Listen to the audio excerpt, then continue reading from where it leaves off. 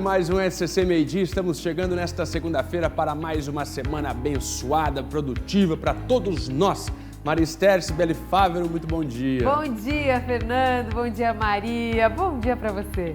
Bom dia para você que acordou passando frio também, já tem a previsão do tempo aí para essa semana. Fiquem com a gente até 1h15 da tarde. E aí, tá muito frio aí na sua cidade? Como é que foi essa madrugada aí? Puxou cobertor a mais?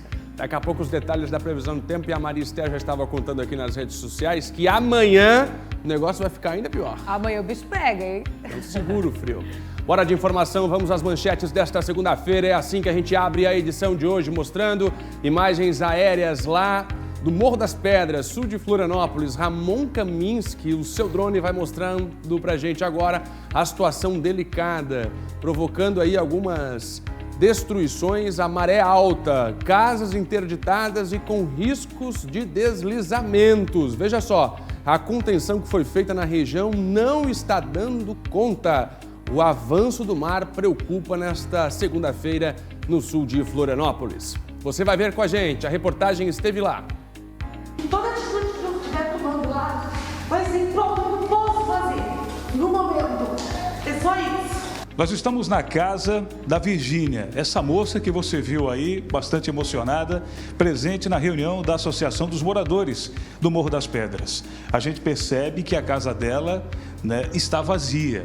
É uma das casas interditadas pela Defesa Civil. Não existe praticamente mais nada dentro do imóvel.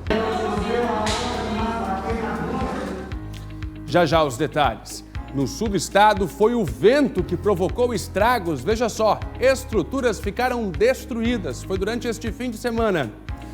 Servidores da educação estão contrariando a determinação da Justiça e permanecem de greve na capital catarinense.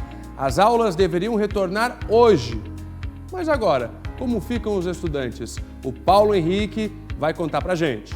Cláudio Prisco também vai repercutir pesquisa de intenção de votos para a presidência da República, pesquisa Exame.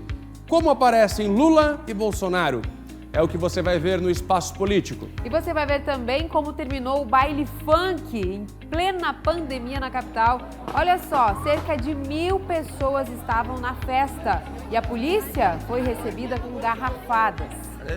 Casas noturnas cheias e desrespeitando as regras também foram flagradas em diferentes regiões. Em Florianópolis, foi com a ajuda de prints das redes sociais que os locais foram interditados.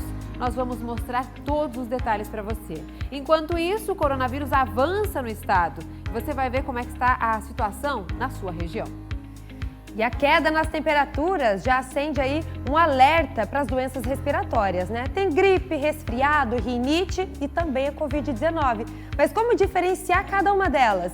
Tem um bate-papo daqui a pouquinho sobre esse assunto.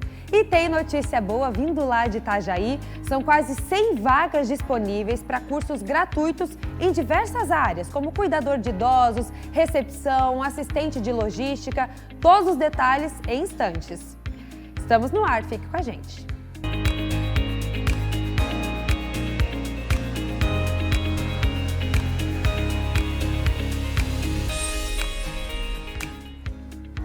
Olá, minha Santa Catarina, tudo bem por aí? Bom dia, estamos chegando com mais uma edição do nosso SCC Meio-Dia. Alô, Velha, bairro Velha, você de Fátima, bairro Fátima em Joinville, EFAP em Chapecó, alô, turma do EFAP. Lá em Criciúma, o pessoal do Pinheirinho está com a gente também. Na Grande Florianópolis, o sul da ilha, Morro das Pedras. Daqui a pouco tem reportagem especial mostrando a triste situação dos moradores do Morro das Pedras, do ladinho do Campeche. Obrigado para você que está com a gente no bairro Velha.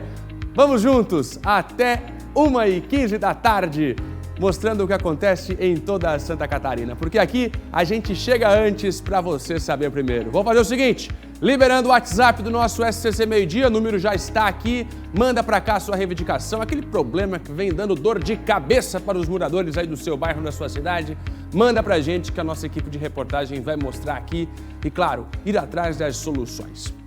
A gente começa essa edição falando de um caso, um casal bêbado.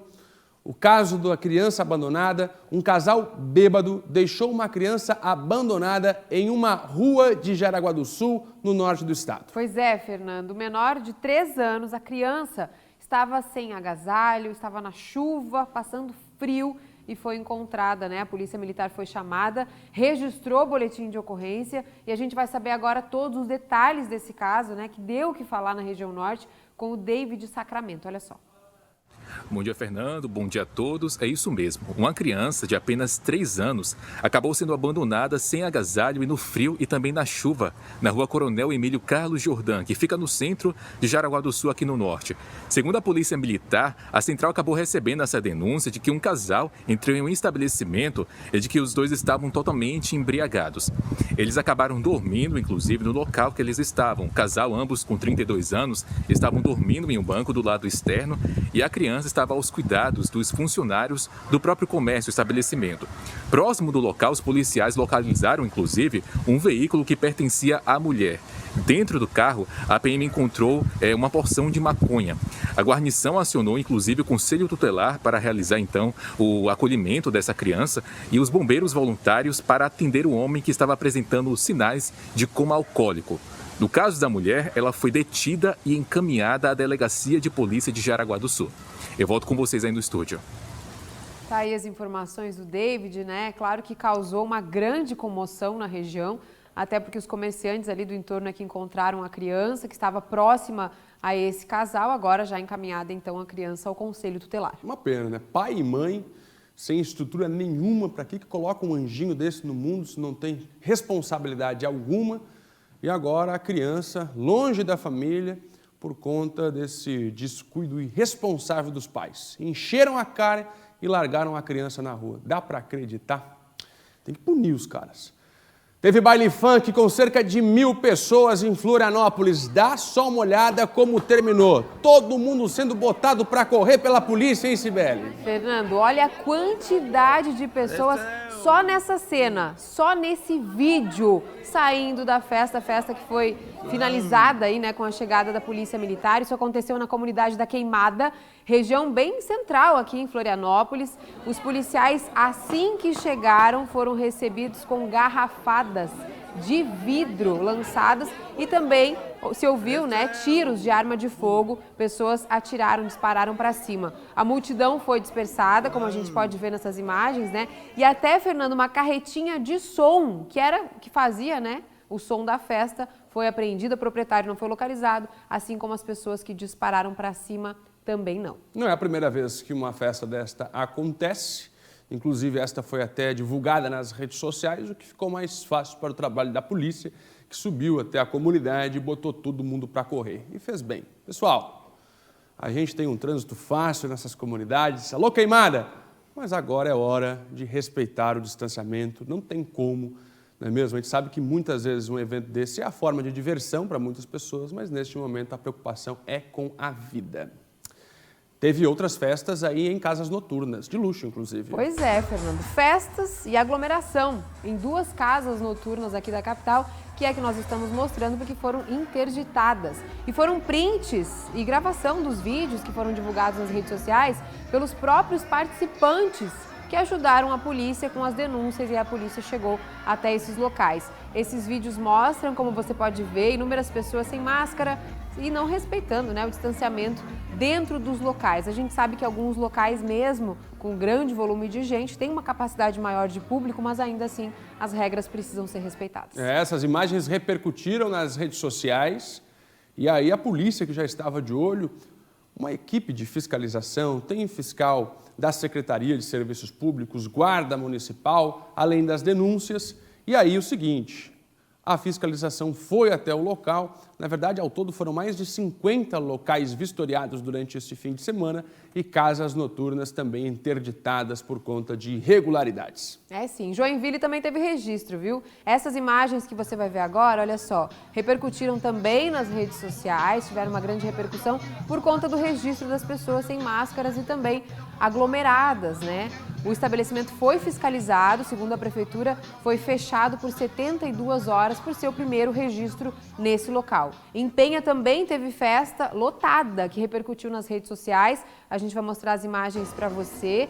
E a nossa equipe já entrou em contato com a prefeitura e também com a segurança da cidade para saber, né, se eles receberam denúncias em relação a essa festa. Até agora, a nossa equipe não foi respondida pela prefeitura, mas os registros foram vários e repercutiram também bastante nas redes sociais. Quer ver porque agora a preocupação é ainda de manter o isolamento social? Traz na tela aqui os números da pandemia. Infelizmente, a região de Florianópolis é a única situação, é a única região neste momento que vive uma situação um pouco mais bem colocada na situação da pandemia. Fernando, e ainda assim não dá para a gente amenizar a condição grave da Grande Florianópolis. E como o Fernando disse, ainda assim é a única que está na situação menos pior. Todo o restante do estado está no índice gravíssimo, né? Um parâmetro de risco potencial que nós temos adotado pelo estado. Então, o estado inteiro está assim há meses. Agora a Grande Florianópolis passou para o laranja, que ainda assim é região de risco grave. Teve redução do número de casos ativos, mas ainda assim passamos dos 20 mil. São 22.025 casos ativos nesse momento. Aumentou, né, em Santa Catarina. A gente percebe ali, né, Fernando, a curva apontando para cima, são mais de 600 casos. E também agora, né, observando como ela aponta diretamente. Antes ainda vinha num zigue-zague, né? Exato. Sobe, mantém, desce. E ainda vamos ter o reflexo do domingo. Até aí a gente tem o reflexo até sábado. Também temos semana passada, ainda... Cibele, a gente fechou quase que a semana toda no 19 mil. Já estamos começando a semana com mais de 22 mil casos. Já passou dos 22 mil casos. E também temos pessoas aguardando na lista de espera para leitos, né, por leitos de UTI, o que também já deixa claro que a situação da ocupação de leitos no estado também preocupa, porque se tem pessoas esperando é porque faltam vagas em algumas regiões. E aí Joinville, que vinha, né, atenuando a gravidade, agora a gente já vê ali, ó, com 21 pessoas aguardando. Também Joaçaba tem pessoas esperando na fila de espera, Lages e Criciúma. Ao todo, 39 pessoas aguardam por uma vaga em leito de UTI pelo SUS no estado. O número de pessoas que perderam a vida no boletim mais recente das últimas 24 horas foram 33. Agora são 14.822 casos registrados no estado, já de pessoas que morreram por conta da doença. Os números da pandemia para você começar a semana entendendo como está neste momento o avanço da doença no nosso estado, região por região, voltou a subir o número de casos ativos, pessoas que neste momento podem estar transmitindo a doença, o número de mortes em 24 horas, 33. Então, atenção, a preocupação do governo é com esta terceira onda, já se fala de uma nova onda no Brasil. E aqui em Santa Catarina, a preocupação já é realidade dentro da Secretaria de Estado da Saúde. É hora da gente manter todos os cuidados. Vamos seguir por aqui. Atenção, motoristas da capital, tem alteração no trânsito no túnel Antonieta de Barros. É sim, Fernando. Nós vamos ao vivo para lá, para falar com o Arles Amaro, que vai trazer para a gente as informações e explicar certinho, né, Arles? Quais vão ser as alterações? Bom dia para você. É sim, Cibele. Bom dia para você, bom dia, Fernando, bom dia para todo mundo, boa semana. Essas alterações aqui no túnel Antonieta de Barros, elas vão se dar por conta de serviços de manutenção que serão feitos a partir de hoje por aqui, viu? Então, vão ser feitos trabalhos de limpeza das pistas, manutenção dos refletivos, também manutenção e limpeza das câmeras de monitoramento e, por isso, uma das pistas vai ficar bloqueada. Os trabalhos vão acontecer sempre nos horários da noite, entre 10 horas da noite e 5 horas da manhã, justamente para não ter tanto impacto aí no trânsito, né? O cronograma dos trabalhos a gente confere agora aí no telão com vocês. A primeira pista a ganhar os serviços vai ser aqui no sentido bairro Centro, onde eu estou ao vivo. Então hoje, a partir das 10 horas da noite, a faixa de rolamento direita vai ficar bloqueada, então, para fazer os serviços de manutenção. Amanhã vai ser a faixa de rolamento da esquerda, ainda no sentido bairro Centro. Então sempre entre 10 horas da noite e 5 horas da manhã.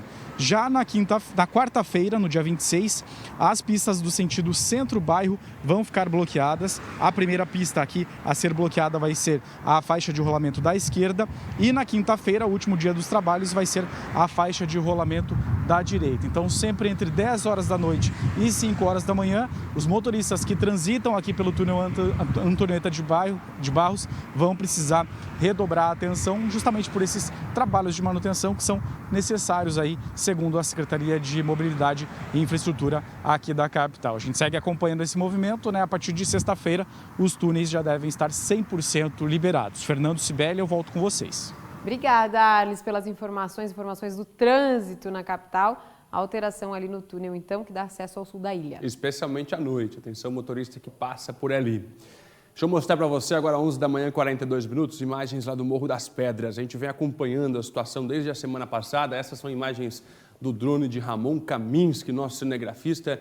Imagens que vão mostrando para você, neste momento, a gravidade da situação e o avanço do mar, que já provoca inúmeras destruições. Casas estão interditadas neste momento. Olha só, como parte do barranco já veio abaixo, os muros também já foram atingidos, nem mesmo as árvores resistiram à força do mar, à fúria do mar e estão caindo. A preocupação agora é com algumas residências. O solo vai ficando encharcado e aí a estrutura das casas já começa a ficar aí bastante debilitada. As estruturas ficam debilitadas por conta desta mudança no solo, provocando inclusive rachaduras. Neste fim de semana, a Defesa Civil precisou ir no local, Cibele, para retirar algumas famílias, porque a destruição e o perigo ali está muito grande. Fernando, e por conta da gravidade da situação, a nossa equipe esteve lá no final de semana, acompanhou tudo de perto, conversou com moradores, também com especialistas sobre esse evento climático que já vinha sendo anunciado, se confirmou e deixou agora muita destruição no local. O mar já ocupou boa parte da faixa da areia no Morro das Pedras e deixou um rastro de destruição. O muro dessa residência não aguentou e a barreira que foi montada não se sabe por quanto tempo vai suportar a força das águas. Uma erosão marinha, junto com um ciclone extratropical que está acontecendo na costa sul brasileira, tem provocado muito estrago. Segundo a Defesa Civil, são 9 edificações interditadas, sendo 3 residências, 12 propriedades atingidas, 11 quedas de muro sobre a praia. A ressaca também deixou 2 postes que estavam na orla da praia completamente submersos. Segundo os moradores aqui, 3 surfistas acabaram se ferindo nesse poste. A recomendação da Defesa Civil é não caminhar nesse local, não transitar e não surfar nesse local aqui. A gente percebe que tem um surfista lá que está se arriscando, né? Está lá no mar, lá tentando pegar uma onda. Sempre tem aquele que acaba, né? Então, nesse momento nós temos muitos escombros aqui na praia, temos pontas de ferro, temos vidro, rocha, tijolos, muito material sobre a areia da praia e até mesmo submersas. O cenário está assim desde o dia 10 de maio. Nesse ponto onde eu me encontro, era praticamente a faixa de areia que não existe mais. Os moradores fizeram uma barreira, como você está vendo aí ao fundo, chamada de paliçada, saco de areia com pedaços de pau. Mas, segundo especialistas, essa medida é insuficiente para conter a força da maré. Isso aí agora é recomendado, porém é paliativo. Eles têm que fazer a retirada disso aí, porque não pode deixar nenhuma estrutura rígida nesse local. Eles têm que entrar com algum profissional habilitado para fazer uma contenção, porém sustentável, de madeira ou outra, ou assim o indicado pelo engenheiro ou pelo arquiteto. Paliativo. Inclusive, nos últimos anos, a gente até tem recomendado isso para o Ministério Público Estadual, Federal, que não deixasse mais ocorrer aquela colocada das chamadas pedras superpostas, ou seja, chegava um caminhão, derrubava a pedra, protegia a propriedade. Ele protege a propriedade naquele momento, depois não protege mais. Porque o que ele vai fazer? O muro, ele provoca a incidência da onda, a refração da onda, paralela à praia. Pedro é biólogo e natural de Florianópolis. Ele não vê nada de anormal nesses eventos climáticos. Eles sempre ocorreram. O que vem ocorrendo é aumentando a intensidade desses fenômenos. Mas esses fenômenos não seriam suficientes para causar o estrago que está ocorrendo aqui. Por quê? Porque aqui ocorreu um mau uso e ocupação do solo, das áreas de restinga litorânea, dunas frontais e cômoros, que são as áreas protetoras da linha de costa. A Associação de Moradores do Morro das Pedras realizou uma reunião para discutir o que pode ser feito nesse momento para amenizar o problema. Vamos ver o mais rápido possível, ajudar a solucionar, pelo menos, preservar as casas que ainda estão de pé. E toda atitude que eu estiver tomando lá vai ser em prol do que eu posso fazer no momento. É só isso.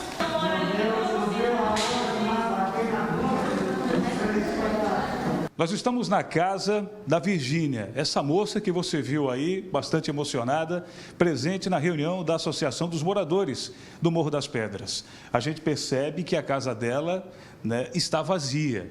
É uma das casas interditadas pela Defesa Civil. Não existe praticamente mais nada dentro do imóvel. E no lado de fora da casa é que a gente vê realmente a destruição com a força da maré. O muro foi abaixo, mostrando realmente a força da maré aqui no Morro das Pedras. A Virgínia está com a gente aqui, ao lado da casa que está interditada pela Defesa Civil, e ela relata que é uma casa de família, né? Tem todo um sentimento, tem toda uma história, né, Virgínia? Há mais de 40 anos, já que eu tenho 43 e toda a minha vida eu conheço essa casa, eu venho para cá e eu nunca vi uma situação dessas. Não sei como lidar, ninguém me dá subsídio nenhum, só diz o que eu não posso fazer. E cada vez mais eu vejo o mar aproximar. Primeiro é uma coisa, depois é outra. Agora eu estou com um barranco de quase 4 metros na frente da minha casa e eu não sei o que fazer, porque falta material, falta alguém te dizer, te dar um norte. Eu não sei sinceramente o que fazer, a gente está tentando de todas as maneiras possíveis para que a casa pelo menos não caia. Em nota, a Prefeitura de Florianópolis, através da Secretaria de Infraestrutura, informa que o projeto de engenharia de desassoreamento do Rio Sangradouro e do Mole, similar a uma barreira de pedras, tal como foi feito na Barra da Lagoa, na Praia do Matadeiro, armação, com licenciamento ambiental, está em elaboração pela empresa ProSul, vencedora da licitação, que tem prazo de 12 meses a contar de fevereiro deste ano para entregá-lo. Está prestes a cair, já que o mar está comendo cada vez mais a areia aqui de baixo, amolecendo a estrutura. Não tem o que fazer muito, a gente só está tentando ver a melhor forma disso não acontecer. Moradora desolada, né, Fernando? Vendo a casa ali, né, na beira do barranco, como ela falou, e muito apreensiva pelo que pode acontecer nos próximos dias. A FECAM foi à Rússia para tentar avançar com as negociações para a compra de doses da vacina Sputnik V. É sim, Fernando. O presidente da FECAM, Clenilton Pereira, que também é prefeito de Araquari, esteve em Moscou, capital da Rússia, em um encontro com Vladimir Primak, o diretor do Fundo Soberano Russo, que controla o instituto responsável pela venda do imunizante contra a Covid-19. Em vídeo, ele falou sobre as negociações. Olha só. Conseguimos vir para a Rússia, mesmo no momento de pandemia, e conseguimos algo melhor ainda, que é sentar com o Fundo Soberano Russo e conversar com o Vladimir Primak, que é o responsável pela América Latina, pela venda de vacinas lá. E ele nos disse que sim, vende a vacina para municípios, para estados, para o governo federal, porém, tem alguns pré-requisitos. E um deles é que a Anvisa libere. E nós torcemos muito para que tão logo a Anvisa, né, libere a Sputnik, a exemplo dos mais de 60 países pelo mundo que já liberaram. Tá aí a fala do presidente, ele também falou, Fernando, nesse vídeo, que também, né, tem uma conversa com o governo do estado, que também tem um interesse em trazer a Sputnik, claro que com algumas ressalvas, né? O governo precisa de algumas garantias de que se comprar, a Anvisa, claro, teria já, né, dado a liberação e que a compra viria direto para cá e não seria realocada para o governo federal. Muito bem. No comentário político de Cláudio Prisco Paraíso, você vai ver pesquisa da Exame Invest e os quadros onde Lula e Bolsonaro aparecem. A opinião é de Cláudio Prisco, que vai repercutir a pesquisa já já. E aí, me conta, como é que está começando a sua semana? Uma coisa boa que tem acontecido na sua vida nesse fim de semana. Vamos ver o lado bom da vida. Dona Maria Esther, conta uma coisa boa que te aconteceu nas últimas horas. Fernando, eu fiquei tão mexida quando a gente mostrou a campanha do agasalho lá de Lages, que nesse fim de semana eu fiz uma limpa no meu guarda-roupa. E doou muito coisa. Não, ainda não doei. Mas vai doar. Juntei umas 3 sacolas de casaco, de cobertor, de sapato, mundaréu de coisa para fazer doação, porque eu acho que começa assim, né? A gente assiste, sente, né, essa coisinha aqui dentro e fala assim, também vou doar, também vou ajudar. Isso foi coisa boa que aconteceu no meu fim de semana. Inspiração. Maristela inspirada em fazer doação. A coisa boa que aconteceu agora pela manhã. Minha mãe foi vacinada. Graças a Deus, recebeu a vacina da AstraZeneca, me mandou foto. Obrigado, Senhor. Bom, Dona Diná vacinada a primeira dose, então. Primeira dose. Que todos recebam assim como a minha mãe. Porque a minha preocupação era com a mãe, né? Com a minha mãe, doente crônica. Então é isso. Conta pra gente o que de bom aconteceu, uma notícia que você recebeu, algo que você viveu com a sua família, com seus amigos, no trabalho. A gente quer uma notícia boa, a gente quer inspirar as pessoas com acontecimentos positivos. Conta aí no WhatsApp do SBT Meio Dia, daqui a pouco a gente vai fofocar sobre a sua novidade aí que você vai contar pra gente. Semana. Agora, Fernanda, a gente vai falar de oportunidade para quem mora em Itajaí. São 95 vagas em cursos de qualificação profissional, todos de graça. A repórter Grace Cezemel, ela vai contar pra gente as áreas de atuação desses cursos e também como os interessados podem se inscrever. Olha só. Olá, os cursos são oferecidos pela FEAP, que é a Fundação de Educação Profissionalizante e Administração Pública de Itajaí. As inscrições já estão abertas e vão até o dia 4 de junho na próxima semana. Para se inscrever, é preciso ter 18 anos e ensino fundamental completo.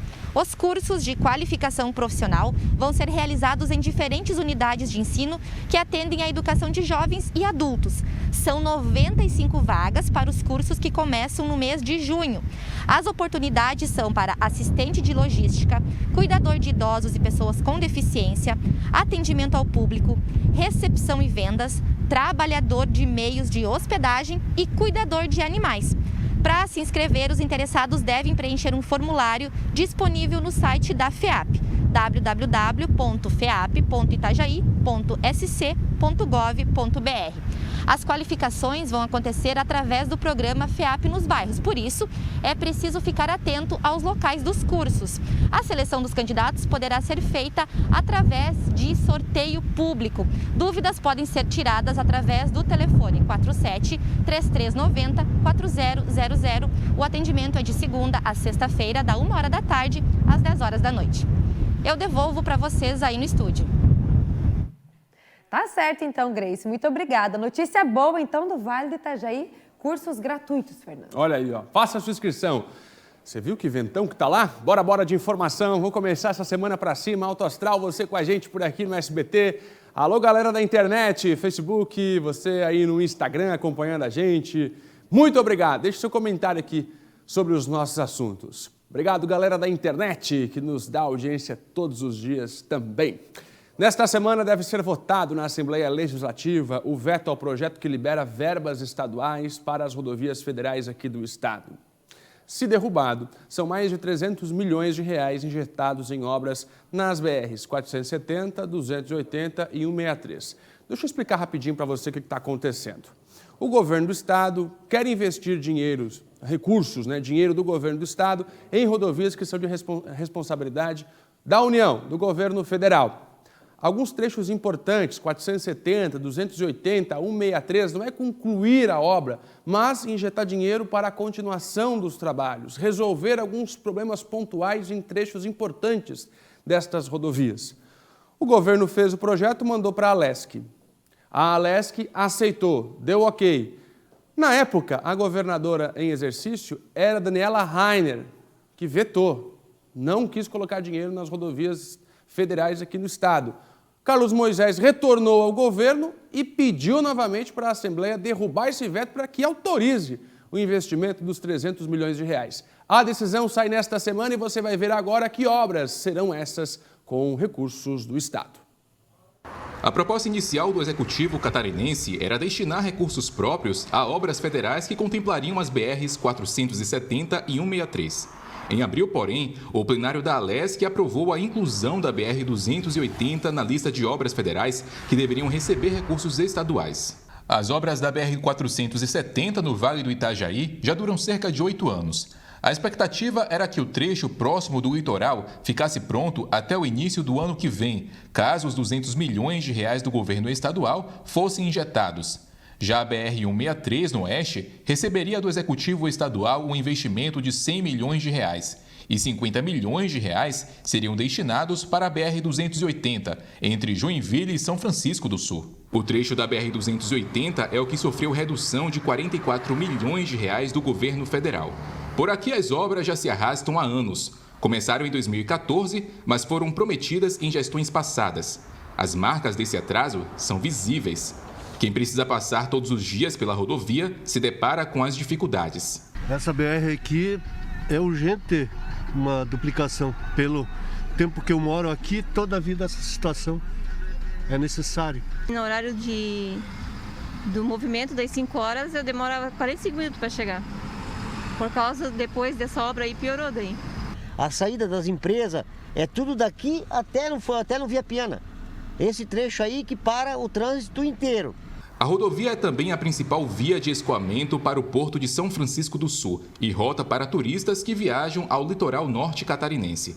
A Associação Empresarial de São Francisco do Sul acredita que a conclusão das obras é de fundamental importância. É fundamental a conclusão da duplicação da BR-280, tendo em vista o desenvolvimento econômico da cidade e também do seu turismo.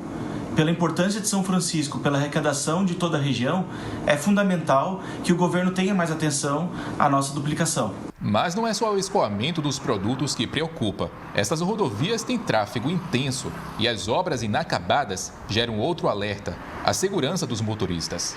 Segundo dados levantados pela Polícia Rodoviária Federal, no trecho da BR-280 foram registrados 834 acidentes em 2019. O número de feridos é ainda maior no ano, 1.090. 33 pessoas perderam a vida no período. Em 2020, teve uma redução de 11,75% no número de acidentes em relação a 2019. Foram 736. Na quantidade de feridos também, foram 154 a menos. Mas em número de mortos, teve um aumento de 21,21%, fechando 2020 com 40 vidas perdidas na rodovia. Todas têm as mesmas características: pista simples, traçado antigo e sinuoso, poucos pontos de ultrapassagem, muitos trechos de serra íngreme, intenso fluxo de caminhões em direção aos portos e de turistas, principalmente na temporada de verão. A duplicação dessas rodovias, pelo menos nos trechos mais próximos ao litoral, é fundamental para o aumento da fluidez e redução dos acidentes. No início do mês de maio, a governadora interina Daniela Rainer vetou o projeto de lei aprovado pela Assembleia Legislativa de Santa Catarina e que previa 350 milhões de reais em recursos estaduais a 3 rodovias, as BRs 470, 280 e 163.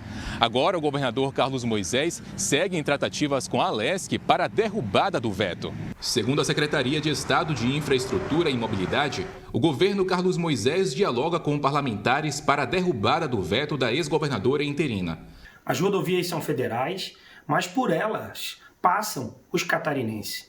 É por isso que o governador Moisés teve a sábia decisão de contribuir, de firmar parceria com o governo federal para que possamos resolver problemas históricos da BR-470, BR-280 e BR-163. E é por isso que nós temos a convicção que os parlamentares, os deputados que representam os catarinenses vão saber compreender a necessidade da derrubada do veto. Os deputados devem votar nesta semana a anulação ou não do veto. Com a derrubada, o governo pode fazer o convênio e os recursos estaduais poderão ser destinados para obras federais. E essa é a expectativa da Federação das Indústrias do Estado de Santa Catarina. Como há ausência de investimentos por parte do governo federal e havendo recursos no Estado, nós somos favoráveis que o governo estadual faça a aplicação desses recursos em obras tão importantes, desde que haja uma compensação por parte do governo federal.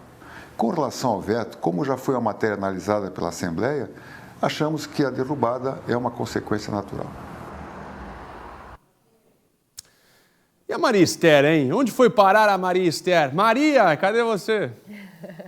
Oi, Fernando, eu tô aqui, ó, na Tarde é Nossa, no nosso cenário. Quero te convidar para vir aqui. Vem para cá tomar um cafezinho comigo, Fernando. Hoje é o Dia Nacional do Café, eu quero fazer um convite especial para você. Cheguei aqui na sua casa. Esse estúdio tão longe. É muito longe, Marister, é muito longe. Saí do F e vim pro estúdio Z. O Z, chegou a tempo, chegou a tempo. Fernando, quer um cafezinho? Não, eu aceito, eu sabe que eu adoro café, né? Você vai me entrevistar agora, é isso? Eu vou te entrevistar, você nunca tinha vindo aqui, né? Não. Você só foi ali na brincadeira do balão? É. Deixa eu colocar aí. Você tem que mostrar o balão pro pessoal em casa, que foi um dia histórico pra televisão catarinense, o meu gritinho foi? no Teu balão. pulinho? Foi. Meu pulinho foi histórico. Ah, tá.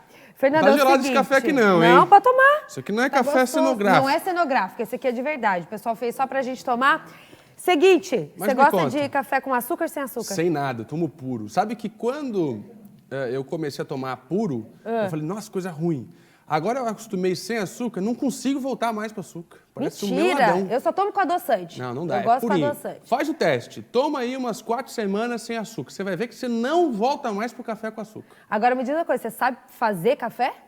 Sabe alguns segredinhos? Não sei nada. Aliás, meu café sempre fica uma porcaria. Ah, mentira. Então você tem que acompanhar a Tarde é Nossa hoje, porque a gente vai ter uma barista, uma especialista em café. O que é barista? Entendeu? É uma pessoa que faz bebidas, Fernando. E ela vai fazer café e ensinar o passo a passo. Não adianta que essa história de colocar água fervendo no café, que você queima o pó. É verdade, Aí essa eu já fica ouvi. com gosto de queimado, fica ruim. São várias dicas, curiosidades. A gente vai falar dos benefícios dessa bebida também. Sem falar, claro, das brincadeiras. Hoje tem prêmio. Tem dinheiro na Tarde é Nossa? Adivinha certo e ganho dessa semana? Deixa eu ver. Era tainha semana passada. Maio? Bah, não sei. Vai ser o povo acertar essa semana inteira quantos objetos tem na bolsa da dona Maricotinha. Quantos objetos? Eu sei que tem de tudo lá. Tem até Neucid de passar no cabelo. Tem Neucid.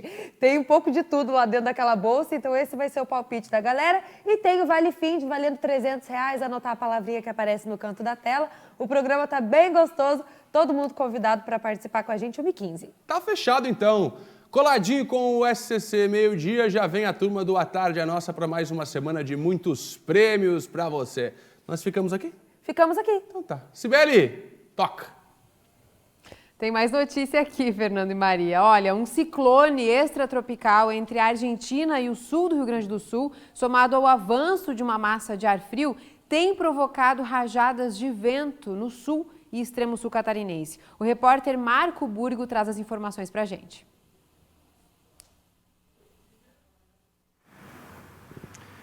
Oi, Cibele, Fernando, exatamente isso, né? Aconteceu aí nesse final de semana, inclusive nesse momento ainda temos rajadas fortes de vento, mas o ápice, digamos assim, aconteceu na tarde desse domingo. Em Jacinto Machado, houve registro de danos em bananais. Já em Santa Rosa do Sul, parte de um galpão que fica a associação aí dos agricultores acabou despencando.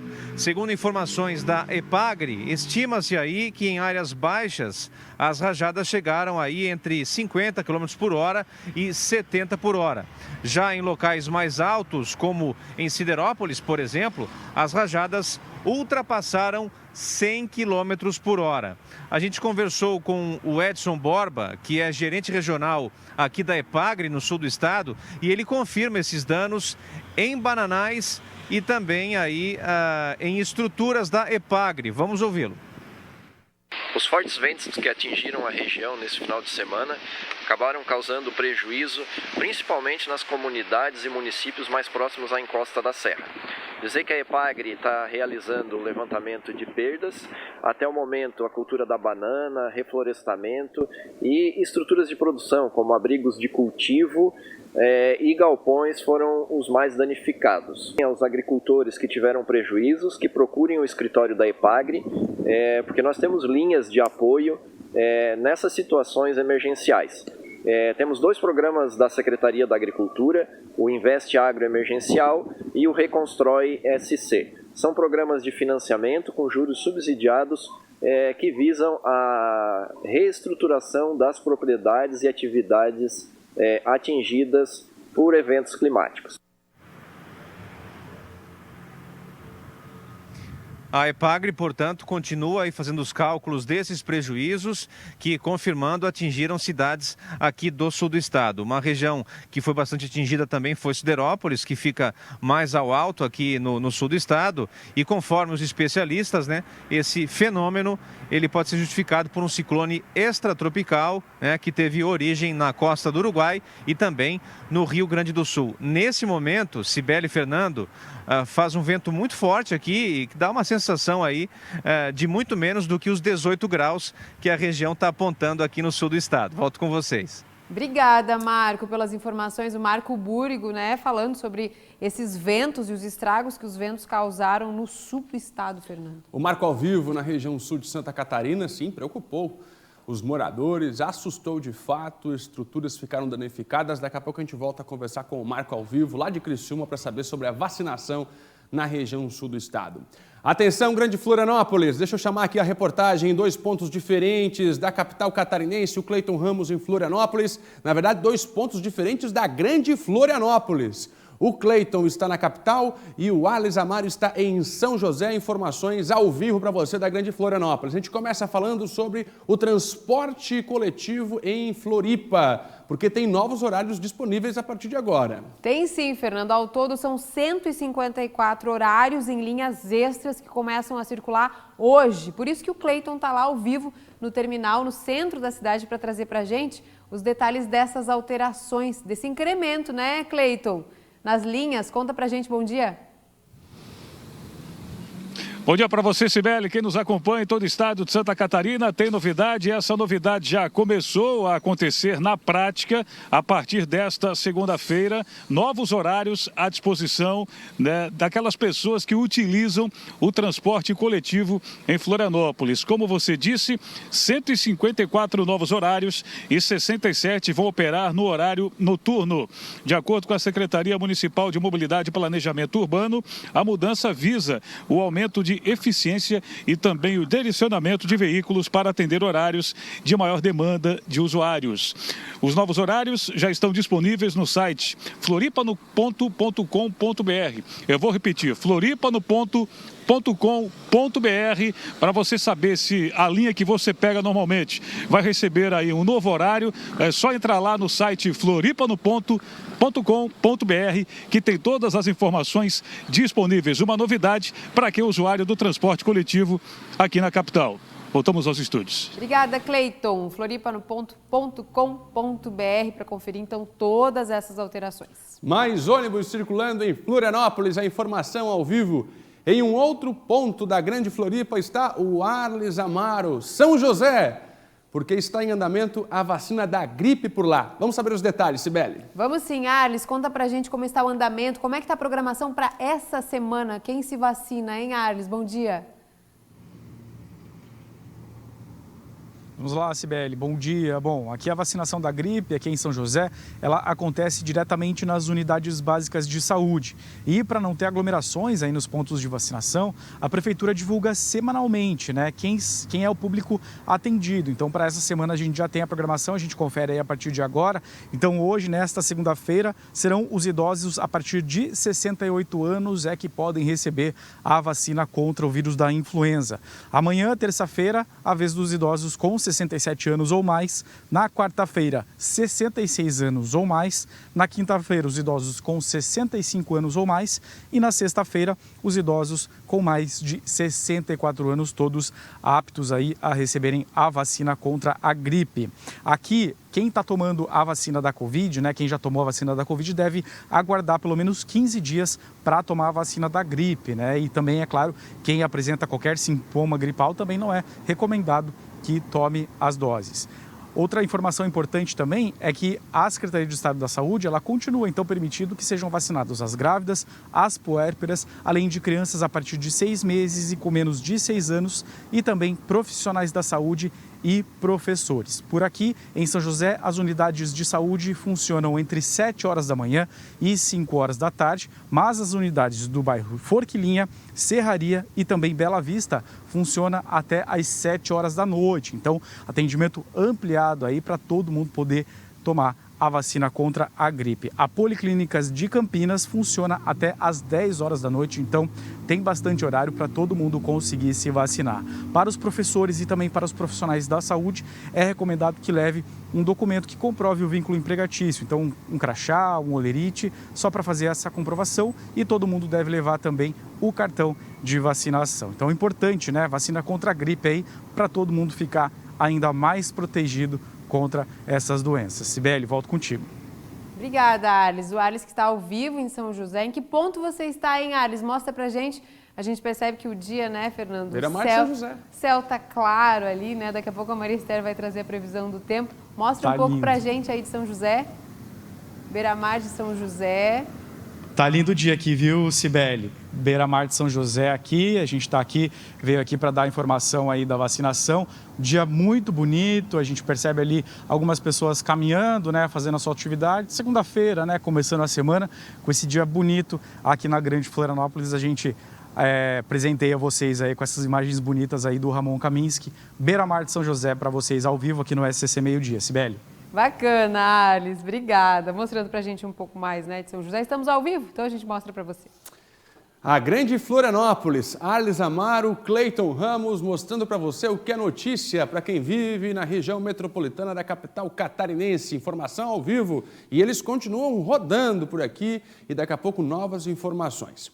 A partir de hoje, a Receita Federal vai liberar a consulta dos 5 primeiros lotes da restituição do imposto de renda.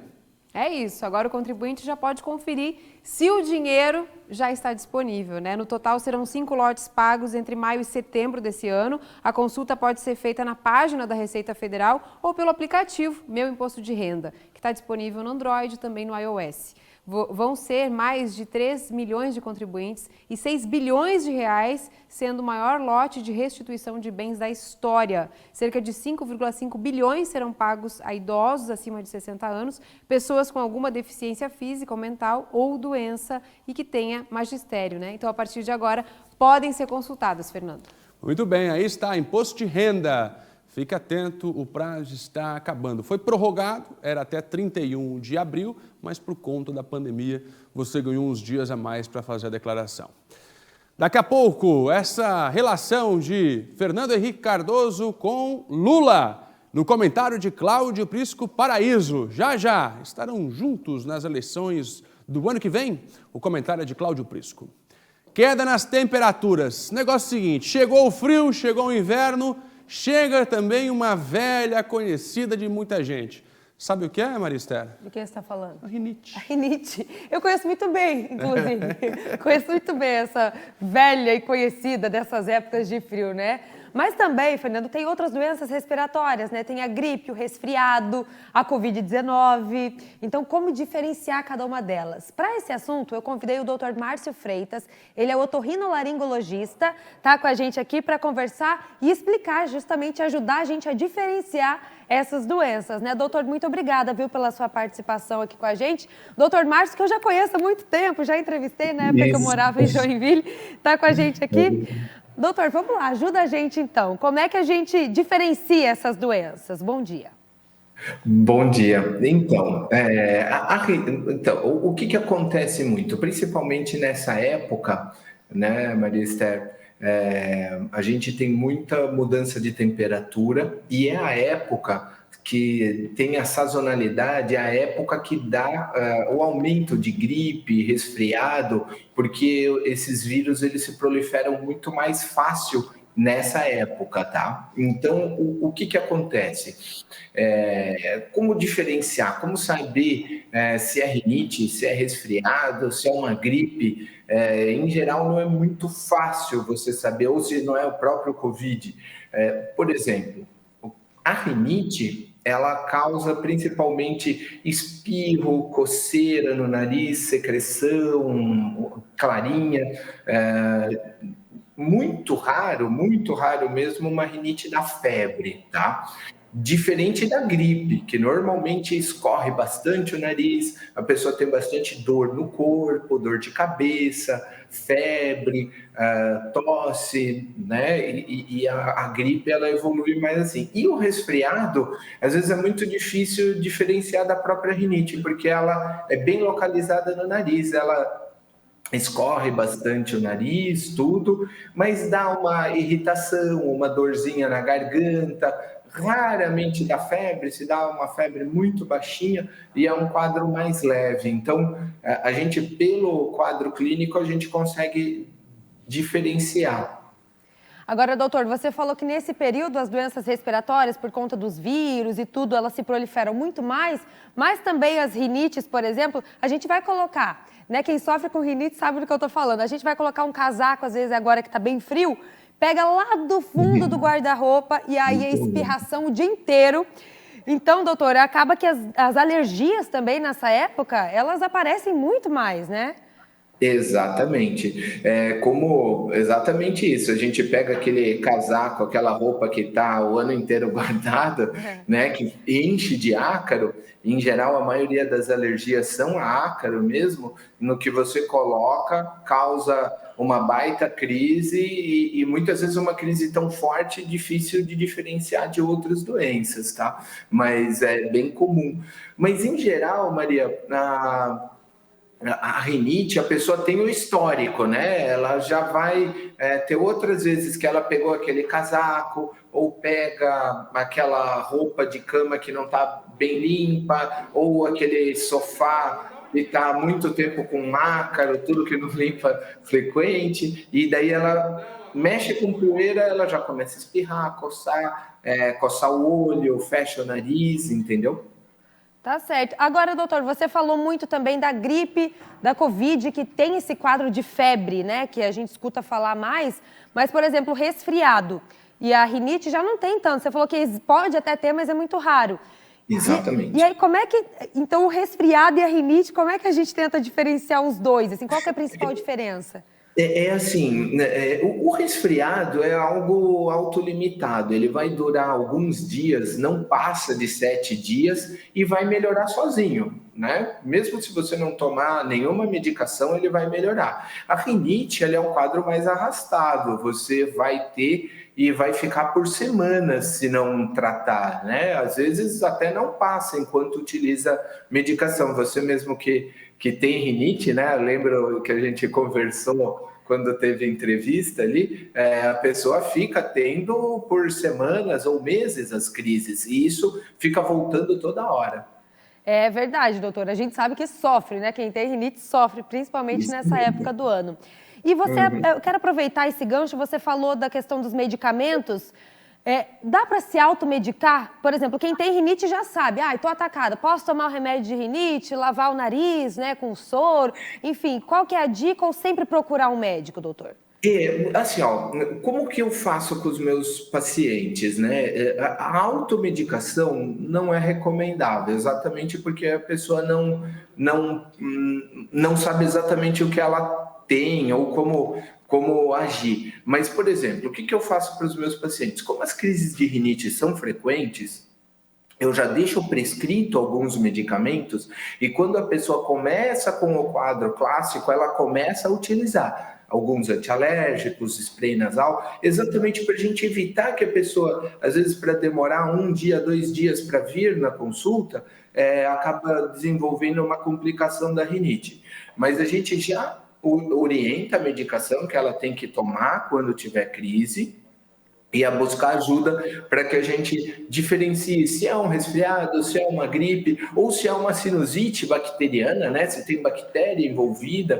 Então é bom a gente estar sempre acompanhando esses pacientes que têm rinite. Então a automedicação é ruim porque a pessoa vai ter dificuldade para diferenciar, mesmo nela mesma, mesmo ela se conhecendo. Tá certo. Para acabar não tomando um medicamento que às vezes nem é necessário, né? Às vezes você está com outra coisa, enfim, acaba se automedicando. Doutor, então, para a gente finalizar, que dica você dá para o pessoal que está tirando agora os casacos lá do fundo do armário, os cobertores mesmo, aquela calça de lã que estava guardada lá? Que dica você dá? Deixar no sol, enfim, abrir os armários? Isso mesmo. Primeira coisa, antes de você usar, manda lavar, lava, deixar no sol e passar com ferro quente. Isso vai eliminar praticamente todo o ácaro e as fezes do ácaro que causa alergia na pessoa. Então, quando você colocar... Por isso que tem aquele cheiro de roupa limpa, assim. Na verdade, cheiro de roupa limpa é a eliminação do ácaro. Quem tem alergia sabe muito bem, sabe? Porque você coloca a roupa e não sente aquela coceira no nariz, aquele espirro. Eu tenho, você tem, a gente entende bem o que é isso. E, na verdade, quase 40% das pessoas têm. Então, essa sensação da roupa limpa, né? É porque tá sem o ácaro, tá sem esses contaminantes que causam alergia. Então, antes de usar, manda lavar, passar, né? Deixa no sol, que vai eliminar o ácaro e você vai poder usar seu casaco, aquela roupa que está guardadinha sem ter problema. Tá certo. Ótimas dicas. Dr. Márcio Freitas, otorrinolaringologista, conversando com a gente aí sobre rinite, resfriado, a diferença também entre gripe e Covid. Muito obrigada, doutor, pela sua participação. Eu que agradeço a oportunidade, foi muito bom revê-la, Maria. Prazer foi meu, doutor. Muito obrigada. Viu, Fernando? O negócio é tirar e colocar direto na máquina. Lava tudo. Tira do guarda-roupa e já lava. Eu já tinha escutado o povo falar assim, deixa no sol. Aí eu fui, deixei no sol o dia inteirinho. Não adiantou? Não adiantou nada. Não adiantou nada, fiquei espirrando o fim de semana inteiro. O negócio é lavar e depois deixar no solzinho ali, aí fica limpo mesmo. Tirou do guarda-roupa, tá lá amontoada a roupa, um ano guardada. Ah, não, porque fica aquele cheiro de ácaro, é isso que ele falou mesmo. É mofo, né? É o mofo, aquele Mofão. cheiro ali. Então coloca lá para lavar tudo, é a melhor opção. Senão vai ficar espirrando o dia inteiro. Vai. Aí está a rinite, como se livrar dela? Gente, vamos falar de educação em Florianópolis. Os professores da rede municipal tinham nesta segunda-feira duas possibilidades. A primeira delas,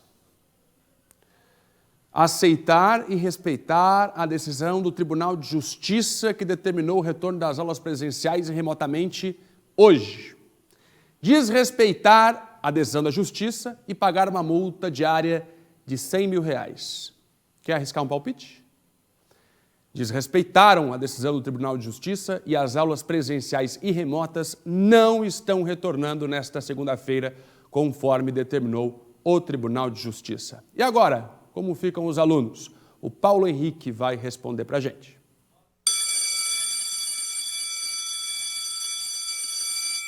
Essa é a realidade das escolas municipais de Florianópolis. Salas vazias, pátios desertos e livros fechados. Enquanto isso, várias crianças passam o dia como a Alice. Muita saudade das aulas presenciais, que fazem muita falta nos estudos, na leitura, na escrita. Ela tem 9 anos e todos os dias acompanha os pais no trabalho. Ela faz ali os desenhos dela, né, e tudo, só que isso tem trazido uma complicação muito grande para ela. Eu tenho outro filho, né, ele está tendo aula, ele tá tendo aula online, não parou, né, e a minha filha não, minha filha já vai fazer 2 anos simplesmente sem aprender nada, porque até a apostila que quando mandaram, conteúdo, se vocês verem, é complicado. Os pais da Alice participam de um grupo da escola, junto com outros pais e responsáveis que também estão insatisfeitos com a falta de aula. O salário está todo mundo recebendo da prefeitura, do governo, do estado, e nós que somos autônomos estamos aí sem receber salário, se nós não trabalhar, nós não ganhamos. Então... Nós não estamos contra a greve jamais, né? Acredito que tem que imunizar sim, tem que ter toda ali, vamos dizer ali, a segurança, né, tanto para os professores quanto para ela, né, porque eu jamais vou mandar minha filha de qualquer maneira para a escola. Só que o quê? E os conteúdos online? Por enquanto, são poucas as opções. Olha, colégio privado, no momento, para a gente, é inviável. Não temos, se a gente tivesse recurso, você pode ter certeza que eu já teria trocado há muito tempo. Mudar de escola, vaga, para conseguir ali para ela, olha, não é fácil, não foi fácil, não tem sido fácil para mim, porque não tem vaga. Hoje, as aulas deveriam voltar em Florianópolis. Segundo a determinação do Tribunal de Justiça de Santa Catarina, as turmas de alfabetização em 9º ano deveriam retornar de modo presencial. As outras séries de maneira remota. Mas não é isso que vai acontecer. Seguimos firmes e fortes. Queremos retornar ao trabalho presencial e exigimos testagem e vacinação.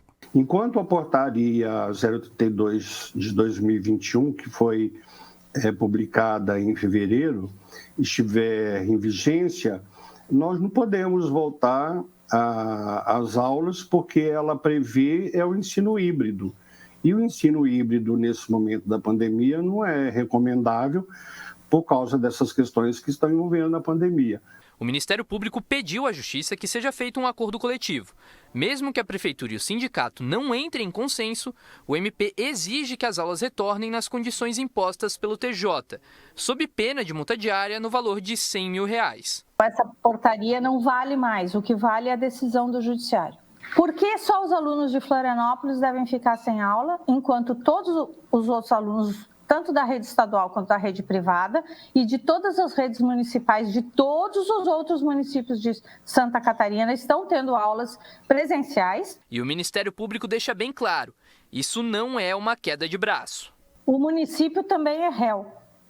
E se o município se recusar a negociar judicialmente, ele também será punido com as medidas judiciais, porque o município está sendo obrigado a fazer um acordo também.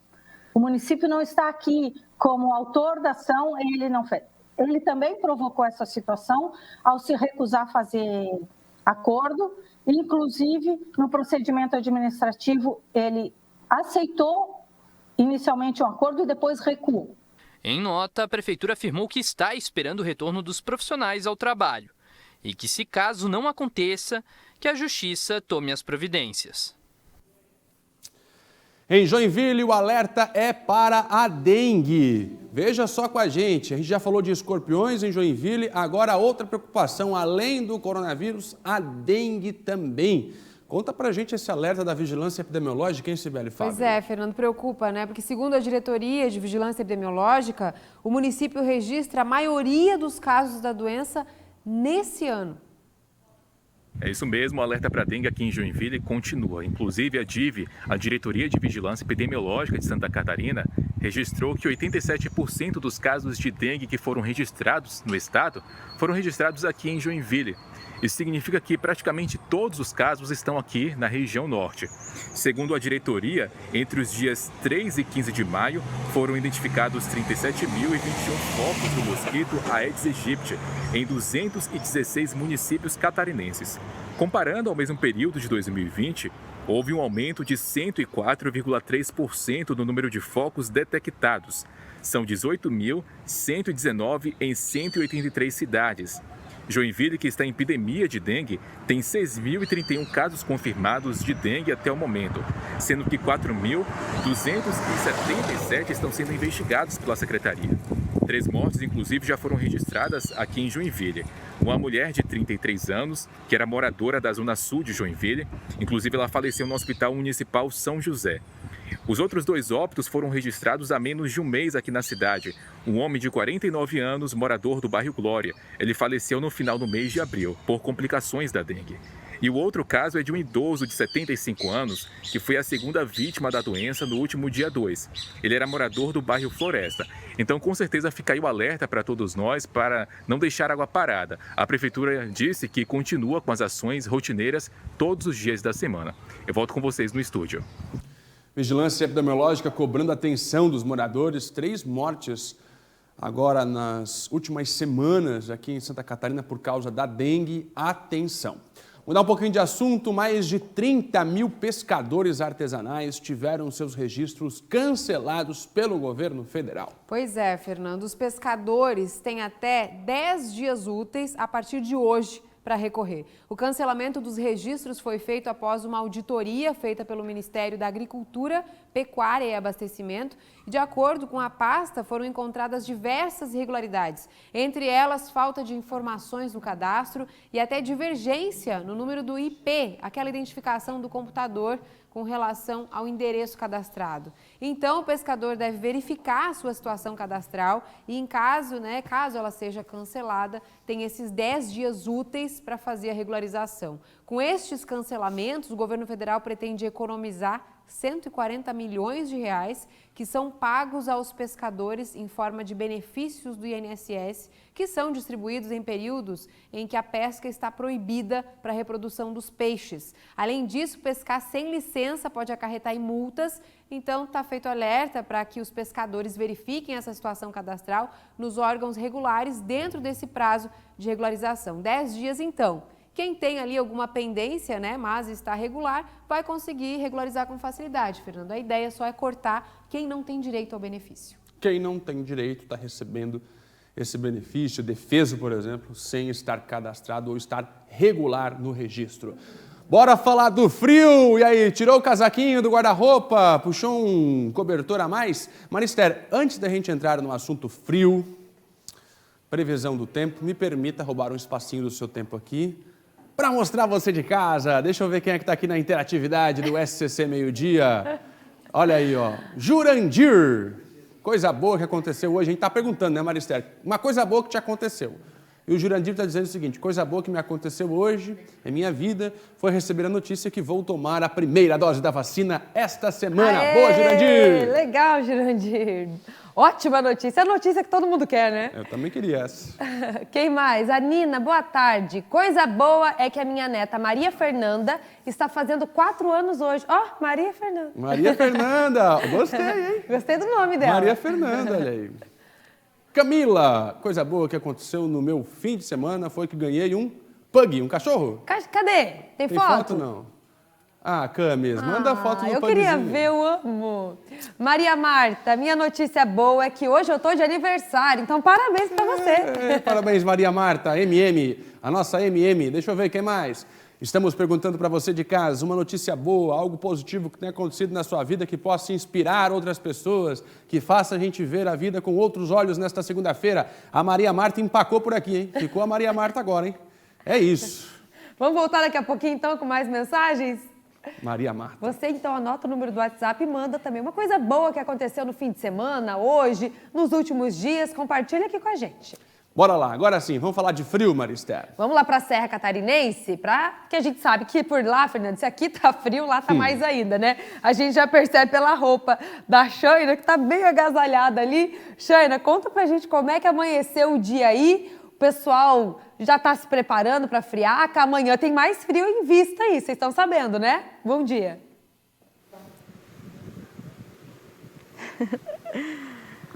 Bom dia, Marister, Fernando, bom dia a todos. Realmente, viu? Tá todo mundo se preparando aqui, porque a previsão indica que vai ter mais frio ainda. Olha, hoje o dia amanheceu já muito frio, né? A mínima chegou a 3 graus aqui em Lages. Nesse momento agora faz 11 graus, mas tem um ventinho frio, gelado, que faz a sensação de frio ficar ainda maior. Então, bem cedinho aqui em Lages fez 3 graus, agora 11 graus, mas lá em Urupema a mínima chegou a menos 0,7 graus. E em Bom Jardim da Serra, a Epagre registrou a menor temperatura hoje, que foi menos 1,6 graus. Então, se hoje já estava frio, com esse ventinho, a previsão indica que amanhã a temperatura vai despencar. Realmente, aí o freezer vai ser reaberto e as temperaturas vão ficar ainda mais baixas. Muito frio está vindo por aí e eu conversei com o meteorologista Peter Scheuer da Climaterra e ele fala pra gente essa previsão aí de frio intenso para a Serra Catarinense. Vamos ouvir. Na Serra Catarinense nós vamos ter temperaturas muito baixas, temperaturas negativas. Em vários pontos, principalmente do topo da Serra Catarinense, Urupema, Urubici, Bom Jardim, cidades adjacentes, vamos ter temperaturas entre menos 5 graus a menos 8 graus abaixo de zero. Uma geada bem forte, a severa pode estar acontecendo nessas áreas. E nas outras regiões do oeste, meio oeste, serra, até isoladamente no litoral também pode ter formação de geada. Tudo isso por conta dessa massa de ar frio de origem polar que deve estar se deslocando aqui pela região sul do Brasil. Então, terça vai ser o dia mais frio, vai ter outras massas de ar frio tão fortes ou mais fortes que essa, então até o presente momento essa aqui vai ser a mais forte.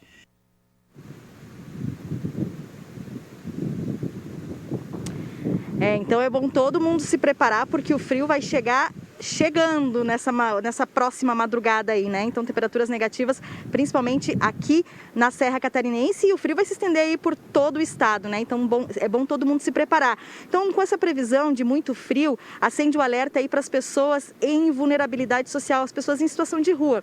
Aqui em Lages, a Prefeitura disponibiliza um telefone de plantão para quem aí encontrar alguma pessoa que esteja em vulnerabilidade nesse frio que vai fazer, que está fazendo já, é só ligar no telefone 49 98406 2980. Vou repetir, 49 98406 2980, que as equipes da Defesa Civil e também da Assistência Social aqui de Lages vão fazer o atendimento. Então, todo mundo se agasalhando, puxando mais cobertor, mais casaco, porque, olha, a próxima madrugada vai ser congelante aqui na Serra Catarinense. Eu volto com vocês aí no estúdio.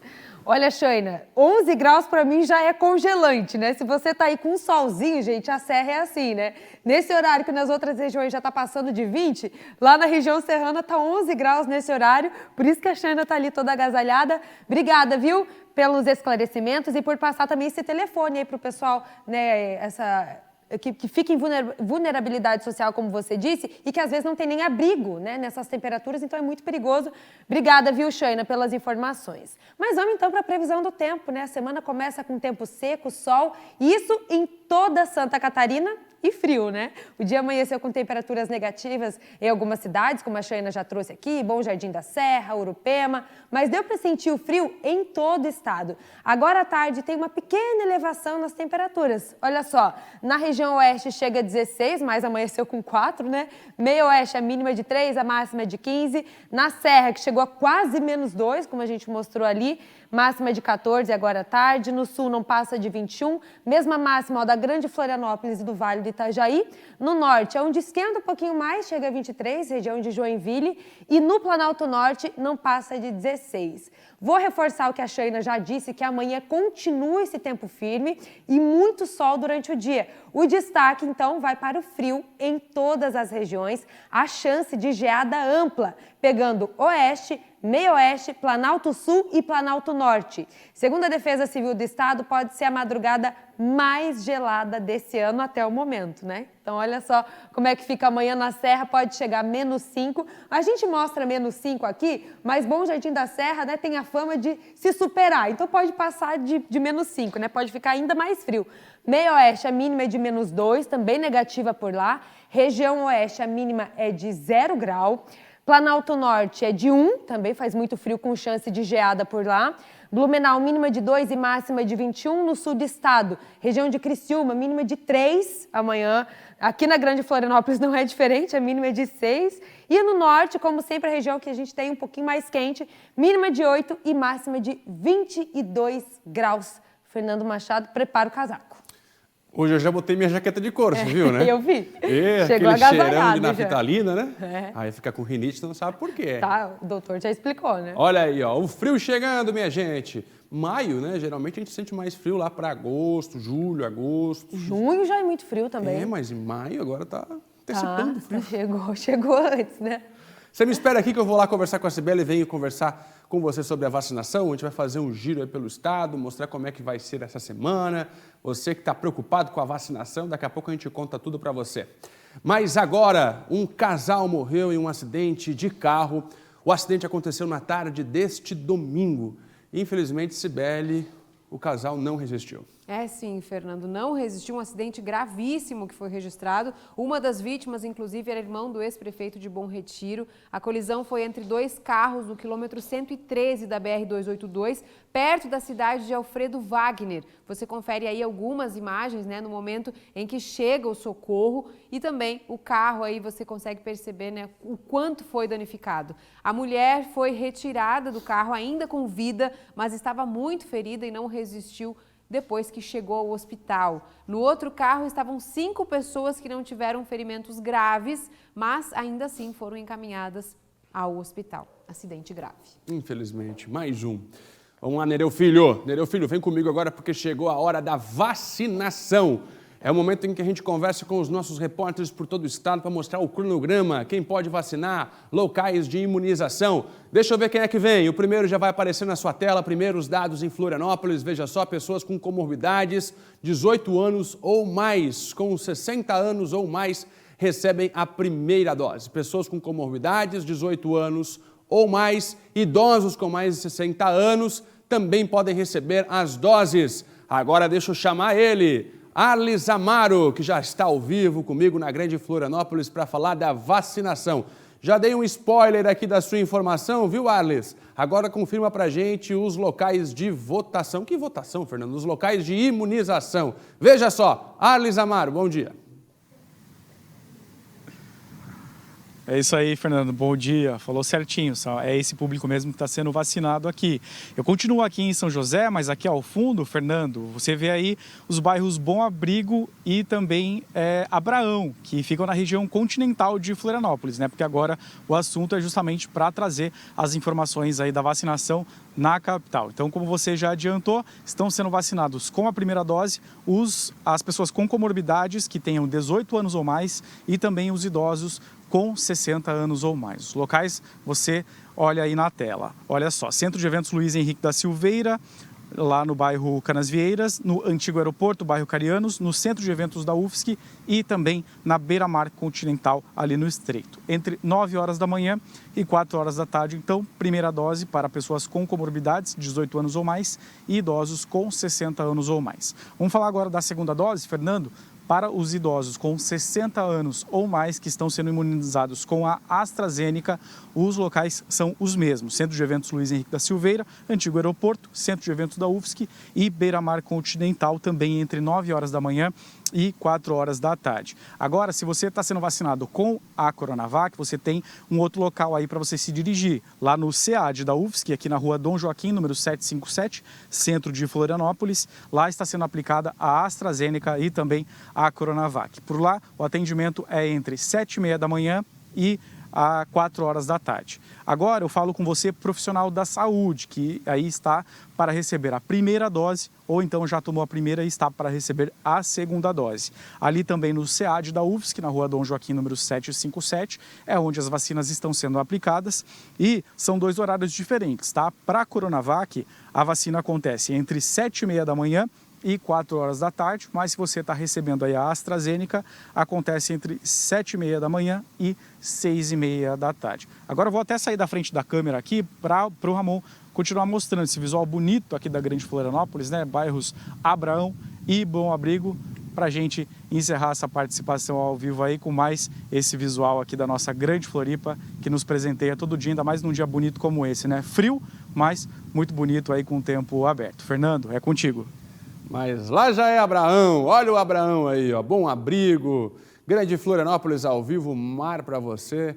E esse céu, gente, que céu é esse? Céu de brigadeiro, falava. Olha aí, ó, pessoal que está fazendo um exercício físico, Florianópolis, pelas lentes do Ramon Kaminski nesta segunda-feira. Que segunda inspiradora. Aí está, o Arles contando para a gente os detalhes da vacinação, quem recebe a primeira dose, segunda dose, profissionais da saúde e pessoas com comorbidades. Tudo explicadinho para você não ficar com dúvidas. É hora da gente saber como vai ser a imunização nesta semana em Joinville. 2.000 novos horários para a vacinação, porque os horários são colocados à disposição da população. Uma espécie de senha. Hoje ainda as pessoas começam a receber os imunizantes. E aí você pode fazer o agendamento, você que é de Joinville, inclusive você que tem comorbidades, pode fazer. Profissionais da saúde, pessoas com comorbidades. As informações agora, as informações com David Sacramento. Olá, é isso mesmo. No sábado, a Prefeitura de Joinville abriu mais 2.000 horários para vacinação contra a Covid-19 para pessoas que possuem comorbidades e também profissionais da saúde. Esse agendamento deve ser feito através do site da Prefeitura, joinville.sc.gov.br. Inclusive, nós preparamos aí uma tela com as informações da vacinação aqui no município. Olha só, hoje, nessa segunda-feira, serão imunizadas pessoas com idade entre 35 e 59 anos de idade que possuem comorbidades. Na terça e na quarta-feira, profissionais da saúde. Seguindo então uma determinação do Ministério da Saúde, agora as doenças neurológicas crônicas passaram a ser consideradas do grupo das comorbidades. Pessoas com comorbidades devem apresentar um documento que comprove a condição.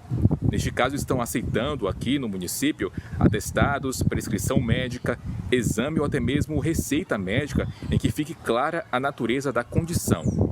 Já no caso dos profissionais da saúde, eles precisam apresentar um documento que comprove o vínculo ativo com o estabelecimento de saúde. Pode ser crachá, olerite ou até mesmo uma declaração.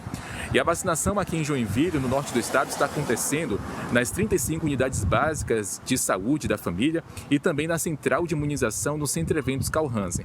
Na última sexta-feira, Joinville recebeu mais um local de vacinação. São 3 salas que estão funcionando no Garten Shopping.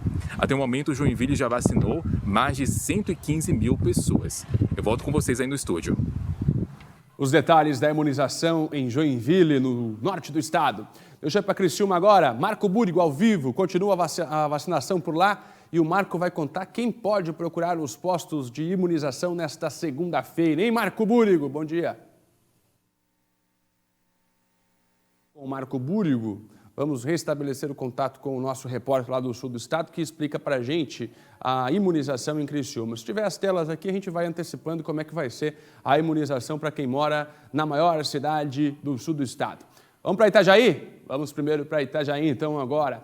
Litoral norte de Santa Catarina, saber como é que está sendo a segunda-feira de vacinação por lá. Tem novos agendamentos para vacina disponíveis, mais vagas para a população se vacinar. A Grace Cezemel é quem vai contar para a gente os detalhes. Aqui em Itajaí está aberto até às 6 horas de hoje o agendamento para as pessoas que têm comorbidades que têm entre 53 e 54 anos. O agendamento pode ser feito através do link que vai aparecer aqui na tela. agendamento-vacina.itajaí.sc.gov.br. Agora a gente acompanha como está sendo essa segunda-feira de vacinação aqui na cidade. Estão sendo vacinadas com a primeira dose da vacina gestantes e puérperas com comorbidades que têm 18 anos ou mais, lá na sala volante do Centro Eventos. O horário é das 8h30 da manhã ao meio-dia e da 1h30 às 5 horas da tarde. Pessoas com síndrome de Down que têm entre 18 e 59 anos também são vacinadas lá na sala volante do Centro Eventos e também nas instituições especializadas. O horário é da 1h30 às 5 horas da tarde lá no Centro Eventos. Nas instituições, o horário é conforme agendamento. Também recebem a primeira dose da vacina transplantados de órgão sólido ou medula óssea que têm entre 18 e 59 anos. O local é a sala volante do Centro Eventos. O horário da 1h30 da tarde às 5 horas da tarde. Deficientes permanentes que têm entre 18 e 59 anos são vacinados nas 30 unidades de saúde do município, conforme cada unidade, então, o horário. Agora a gente confere como está sendo a vacinação lá em Blumenau. Em Blumenau estão recebendo a primeira dose da vacina os seguintes grupos maiores de 18 anos. Pessoas com fibrose cística, pessoas com síndrome de Down, transplantados de órgão sólido ou medula óssea, pessoas com fibrose cística, transplantados de órgão sólido ou medula óssea, deficientes permanentes cadastrados no BPC, deficientes permanentes, pessoas com comorbidades, pessoas com doenças imunossupressoras, pessoas com doenças que causam deficiências intelectuais, motoras ou cognitivas, pessoas com doenças raras, pessoas com obesidade mórbida e também pessoas com hipertensão arterial nos estágios 1 e 2. Pessoas com 60 anos ou mais, gestantes e puérperas com comorbidades acima dos 18 anos também estão sendo vacinadas. A vacinação segue também para os trabalhadores da saúde. Já a segunda dose é aplicada em vários grupos, tudo isso lá na central de vacinação, que fica no setor 1 do Parque Vila Germânica, das 8 horas da manhã até as 10 horas da noite. Lembrando que em Blumenau também segue o agendamento para todos esses grupos. Ele pode ser feito através de um formulário que deve ser preenchido lá no site da Prefeitura de Blumenau, www.blumenau.sc.gov.br. O agendamento também está disponível através do Alô Saúde no telefone 156, opção 2. Eu volto com vocês aí no estúdio. Obrigado, Grace Cezemel. Vamos, meu povo, vamos vacinar, vamos se imunizar contra o coronavírus. A gente vai subir a serra agora porque por lá também tem vacinação nesta semana. A cidade está ampliando a vacinação para pessoas hipertensas e com obesidade. Quem eu chamo? Shaina Marcon, vem para cá antes que ela congele. Você já não congelou, né? Tá lá na frente do laguinho. Congelou. Eu não disse que ia congelar. Falei, chama a mulher antes que congele. Voltou? Voltou, descongelou. E aí? É o frio, não tem jeito, Shaina. Bateu o frio, congela mesmo. Conta pra gente, quem vacina? Bom dia.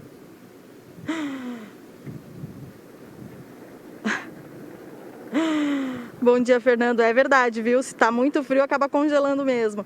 Olha só, hoje, a partir de hoje, né, a cidade de Lages ampliou a vacinação para as pessoas com comorbidades. Então, a partir de hoje, pessoas acima dos 50 anos que fazem uso de medicamento antihipertensivo já podem se vacinar. E também para as pessoas que são hipertensas, mas entre 18 e 59 anos, mas que, aliado à hipertensão, também tem obesidade em qualquer grau. Então, até os que estão sendo vacinadas mais, profissionais da área da saúde, estudantes e autônomos, e para as pessoas... Perdi o contato com a Shaina, não teve jeito. Obrigado, Shaina. Vai descongelar aí, tá muito frio, Shaina. Criciúma, deixa eu mostrar para você aqui, porque o Marco Búrigo também está congelado lá. Tem a tela aqui? Ah, voltou o Marco? É para chamar? Então vamos. Marco Búrigo, quem vacina aí no sul do estado? Bom dia.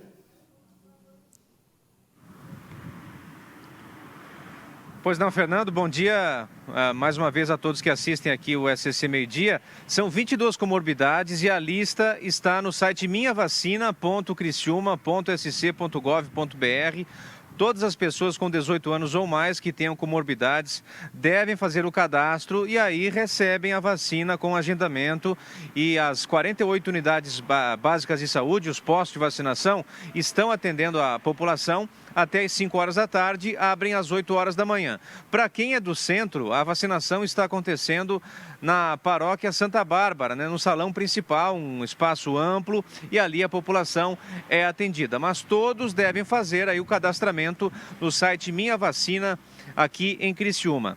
Atenção para a lista, né, a parcela da população, né, o grupo que está sendo atendido agora: pessoas com doença renal crônica e que fazem hemodiálise, transplantados com órgãos sólidos ou então medula óssea, gestantes e puérperas, deficientes permanentes e aqueles idosos ainda com 60 anos ou mais, né, podem procurar também os postos de saúde, aqueles que por algum motivo não puderam, né, receber a segunda dose ou não quiseram receber a primeira dose e mudaram de ideia, né, Fernando? Podem procurar a unidade básica de saúde mais próxima. Segundo o site Minha Vacina aqui em Criciúma, Criciúma já aplicou um total de 66.517 doses da vacina, sendo que já receberam as 2 doses até aqui na cidade 20.619 pessoas. Volto com vocês no estúdio. Marco, obrigado pela informação, bem explicadinho também como é que está acontecendo a imunização nesta semana, nesta segunda-feira lá em Criciúma. Assim a gente mostrou região por região para você ficar atento com o calendário e não perder a data da sua imunização. Bom, segue por aqui o nosso SCC Meio Dia. Daqui a pouco tem o Cláudio Prisco, mas antes tem a participação de você. Vamos para a interatividade. Você que está com a gente. Vamos ver o que está chegando aqui pelo nosso WhatsApp do SCC Meio Dia. Hoje a gente perguntou, né, Fernando, o que de bom aconteceu na sua vida ultimamente, nesse fim de semana ou hoje mesmo? Uma novidade. Vamos ver o que o povo está mandando. Tem aí pra gente a Letícia. Bom dia, pessoal. Minha notícia boa é que começo a trabalhar dia 1º de junho. Ei, Letícia, parabéns. 1º de junho, que delícia, hein? Boa sorte para você. A Sônia, a minha notícia boa é que tomei a primeira dose da vacina contra a Covid. Ah, coisa boa. Sônia. Imunizada, Sônia. Kátia, o meu domingo foi de muita alegria com a chegada do meu neto Rodrigo. Bem-vindo, Rodrigão. Ah, que saúde. Legal. Olha só, gente. Coisa bonita. Que coisa mais fofa, toda ali embrulhadinho do frio, né? Dani, a minha notícia boa é que a minha irmã Daiane, que venceu a Covid-19. Legal, hein? Parabéns para ela. Mais uma, né? Mais uma que se recuperou, graças a Deus. A Morena está com a gente. Olha, minha notícia boa é que toda a minha família está com saúde. Coisa boa, é isso. Essa é a notícia que a gente quer, hein, Maria Esther? Todo mundo com saúde. Todo mundo com saúde, né? Mais do que nunca. Agora, Fernando, agora há pouco a gente chamou... Ah, tem mais uma? Do Edemilson. A coisa boa de hoje é assistir o jornal. O SCC Meio Dia, né? Obrigada, Edemilson. Mas como eu estava dizendo, a gente chamou agora há pouquinho o café, que a gente vai falar hoje. Hoje é o dia do café. Dia Nacional do Café. Na Tarde Nossa vai ser o nosso tema do dia. E eu quero convidar vocês para acompanhar alguns memes que a gente separou, Fernando, de café. Olha lá, para quem gosta de café, não, só uma xicrinha por dia. Só toma uma xícara por dia. Essa daqui é para você, Fernando. A pessoa que tomar café sem açúcar, a alma dela já foi corrompida. Ah, não, gente, café sem açúcar não dá. Eu gosto. Não dá. Pelo menos um adoçantezinho ali tem que ter, né? Minha alma tá corrompida. E agora, quando você balança a garrafa e não tem mais café? A tristeza que bate, né? Aqui no SBT acontece muito. Acontece. Tem 16 garrafas de café. Quando eu vou tomar, não tem mais. Não tem, mas é porque daí a gente chega nesse horário que acabou mesmo. Um pouquinho antes do jornal, é a hora que não tem mais. O negócio é ir cedo. Tem que ir cedo. É ir cedo. Bora lá para Cláudio Prisco Paraíso. Ele está chegando com a política. Inclusive, ele já está nos aguardando. Então, Maria, até daqui a pouco está chegando o homem, está chegando a política. Vamos falar de pesquisa, vamos falar de Lula, vamos falar de Bolsonaro. Então, bora. Cláudio Prisco, apresenta para a gente pesquisa da Exame Invest. Trazendo as projeções aí para as próximas eleições presidenciais. Boa tarde. Tudo tranquilo? Tudo certo, graças a Deus. Muito bem. Primeira Vamos tela. lá? O primeiro telão é ter a CRI já ou ainda não? Pesquisa. Muito bem. O que diz lá em cima, Fernando? Em 2022 teremos eleições para presidente da República, ok? Em sua opinião, o presidente Jair Bolsonaro, sem partido, merece ser reeleito? Primeira pergunta da pesquisa Exame Invest. E aí 37% falaram sim, 53% disseram não para a reeleição do presidente. Já vamos para o outro telão. Vamos acompanhar algumas perguntas 37, importantes. 53 não, hein? É, rejeição aí do vamos presidente ao próximo nessa telão. pergunta. Lula do PT merece voltar a ser presidente? 39% sim, 50% não. Ou seja, Fernando, os dois, mais da metade do eleitorado, não quer nenhum dos dois. Está atestado aqui. 53 não tem o menor interesse na recondução de Jair Messias Bolsonaro. E 50, longe de pensar na volta de Luiz Inácio Lula da Silva. Vejam o nível de rejeição. Rejeição aos nomes. Mas agora o próximo telão, ele é elucidativo e detalha bem a realidade. Vamos a ele. Vamos à próxima tela, então. Aí. Se os candidatos fossem estes, a eleição fosse hoje, em quem você não votaria de jeito nenhum para o presidente do Brasil? Bolsonaro, 39%, Lula, 36%, João Dória, 25%. E Sérgio Moro, 21%. Ou seja, uma disputa equilibrada entre Bolsonaro e Lula, para ver quem é o mais rejeitado no país. Dória tem 25% de rejeição e não bate em 5 pontos de aceitação. Veja bem a perspectiva do jovem rapaz almofadinha de São Paulo. E Sérgio Moro também com uma rejeição considerável e uma aceitação muito pequena, se comparada com a rejeição.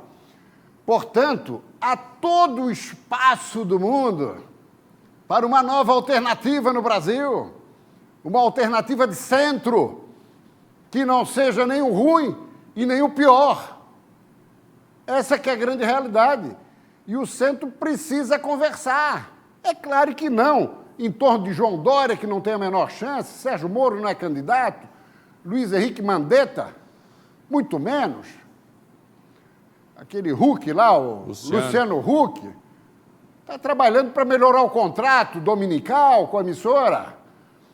E fim de papo, é preciso encontrar um nome. E na minha avaliação, esse nome está aí, claro, do nosso estado vizinho, do Rio Grande do Sul, o governador Eduardo Leite, uma jovem promessa, preparado, faz um governo assertivo no Rio Grande do Sul, sério, correto, com boas ideias, tem projeto para o país. Aí é questão de buscar uma composição, principalmente a partir dos 5 maiores estados brasileiros, em termos de colégio eleitoral. São Paulo, Minas Gerais, Rio de Janeiro, o próprio Rio Grande do Sul e Bahia. Geraldo Alckmin em São Paulo como candidato, ACM Neto na Bahia, Eduardo Paz no Rio de Janeiro, Calil, Alexandre Calil, prefeito de Belo Horizonte, em Minas Gerais, e buscar um nome também no Rio Grande, onde é a base do próprio Eduardo Eduardo Leite. Eduardo Leite. Próximo telão. Aí está. Vamos ver como é que a pesquisa... No segundo turno também vamos fechar? Segundo turno? Segundo turno. Vamos fechar o telão. No segundo turno a gente vê um equilíbrio também. A grande verdade é que Jair Bolsonaro tem derretido, literalmente, a sua gordura política. Ele é o maior responsável por viabilizar novamente Lula da Silva no processo sucessório presidencial brasileiro, indiscutivelmente. E a justiça também entrou nesse embalo por conta do desgaste de Bolsonaro, que reúne povo, motoqueiro, população, mas um dia atrás do outro é uma bobagem, uma asneira maior. Ele tem a capacidade de se superar nas travessuras político-administrativas que realiza. Mas, reafirmo, Lula está se movimentando, Lula está se articulando. Não será candidato aos 77 anos, não tem coragem de enfrentar a população brasileira, não tem coragem, está fazendo isso tudo, essa movimentação para, com o seu capital político eleitoral, transferir para o candidato que ele entender venha a ser a alternativa do PT. E acho que temos aí um último telão. Correto, Fernando? Vamos lá. Passa ele aí e a gente já vai descobrir. Isso aí mostra, Fernando, sabe o quê? Espontânea. O eleitor, vamos fechar, o eleitor aponta o nome sem precisar entregar o cartão do Instituto de Pesquisa. Lula 19, Bolsonaro 17. Vem da cabeça do eleitor esse aí. Ciro 4, Sérgio Moro 2, que tem 21 de rejeição, e João Dória 25 de rejeição e 2 de intenção de voto na espontânea. Entendi. Ou seja, isso mostra muito claramente a polarização, de um lado. De outro, mostra que há espaço para uma nova candidatura.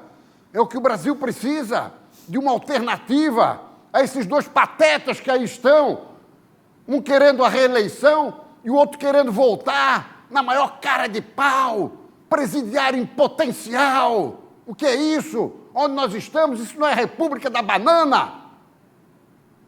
Pois muito bem, meu caro Fernando, se botar todas as intenções de voto, sabe quanto que dá? Na espontânea?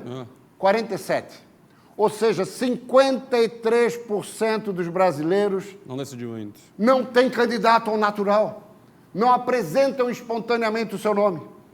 Isso prova de que realmente temos espaço, meu caro Fernando. Aí está. Pesquisa da... Vamos para um outro assunto, mas que tem relação com esse também, Tem tudo a ver, né? Pode trazer a tela aqui, tem tudo a ver com esse assunto aqui. Não, esse é o último. Esse é o último assunto. Nós vamos falar agora da relação de...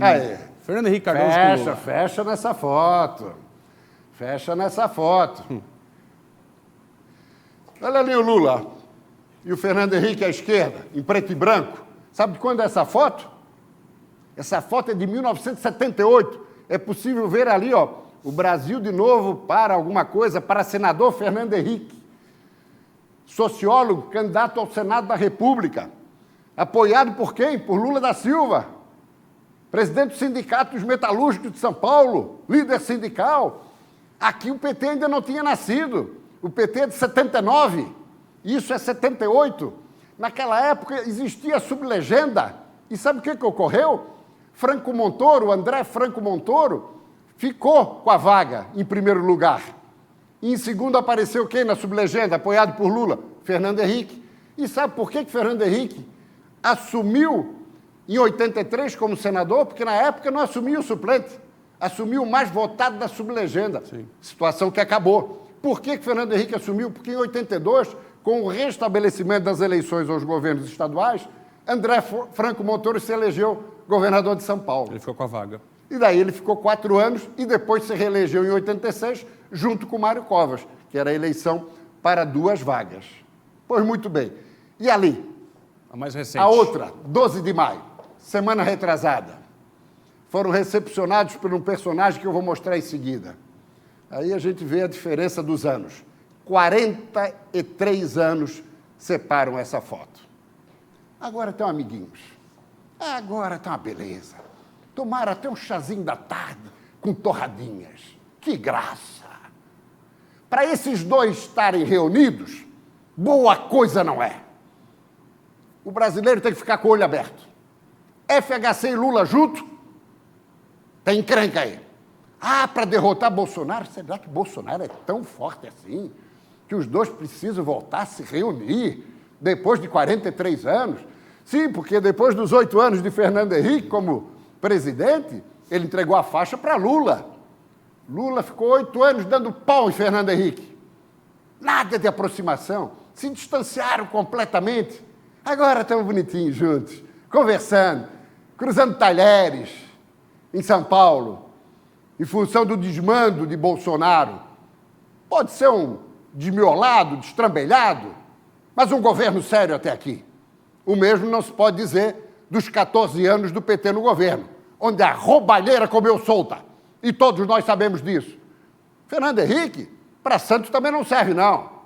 Transformou o Congresso Nacional num balcão de negócios para viabilizar a emenda da reeleição que o reconduziu em 98 à presidência da República. Custou caro, muito dinheiro. Sérgio Mota, seu compadre, ministro das Comunicações, que já partiu há algum tempo. Olha, o que aconteceu? Ele foi muito importante no lançamento do Plano Real, ainda no governo Itamar, como ministro da Fazenda. Primeiro, seu mandato foi bom, se perdeu ao buscar a reeleição.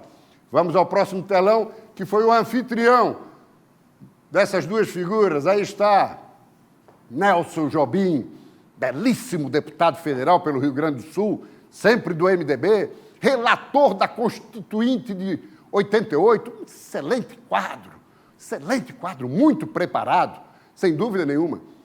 Foi o primeiro ministro da Justiça de Fernando Henrique Cardoso, de 95 a 97. A FHC o indicou ao Supremo Tribunal Federal. Chegou lá o Supremo, foi presidente em 2004, ficou no Supremo por um tempo, foi também presidente do Tribunal Superior Eleitoral, e aí deixou o Supremo, sabe para quê? Para ser ministro da Defesa, de Lula da Silva, de 2006 a 2010. Ministro da Defesa que reúne as 3 Forças Armadas, Exército, Aeronáutica e Marinha. Ficou no primeiro ano de Dilma Rousseff. Ela teve que engolir a permanência dele por imposição de Lula, mas depois ela o demitiu. Não se acertou com o Jobim. Hoje é diretor de banco.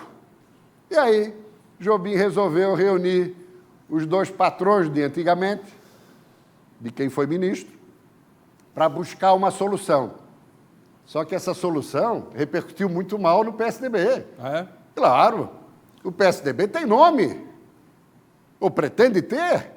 João Dória não tem chance, mas tem Tasso Gereissati, senador pelo Ceará, e mais do que isso. Jobim conseguiu reunir os 2 partidos que se enfrentaram, Fernando, em 6 eleições. Foi a polarização de 94 até 2014.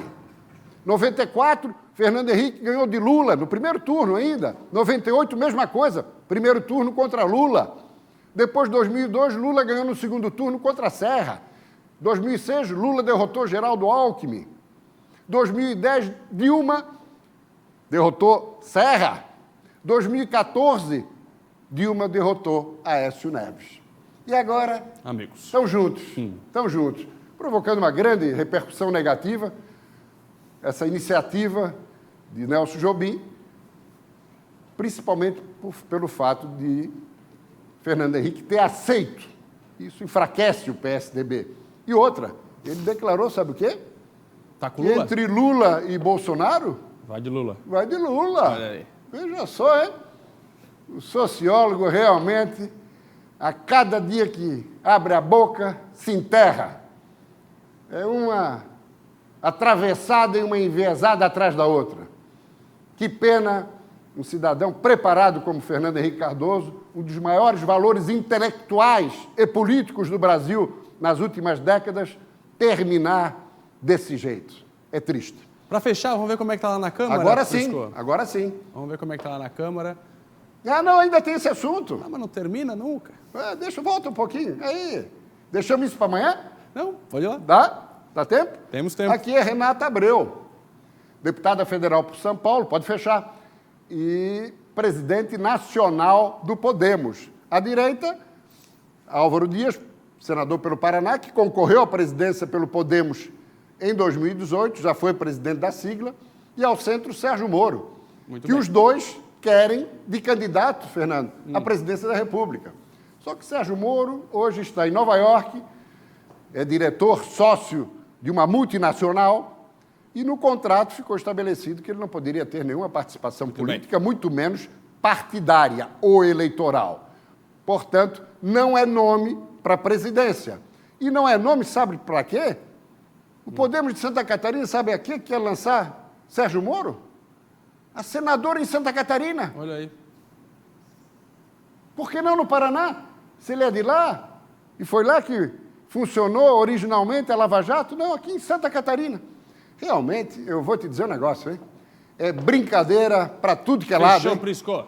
Então, de gozação, né? Pois é. Então, Prisco. de gozação. Obrigado, Prisco. O assunto da deixamos para amanhã, da reforma administrativa. Ainda está rolando, amanhã a gente avalia. Abraço. Intervalo.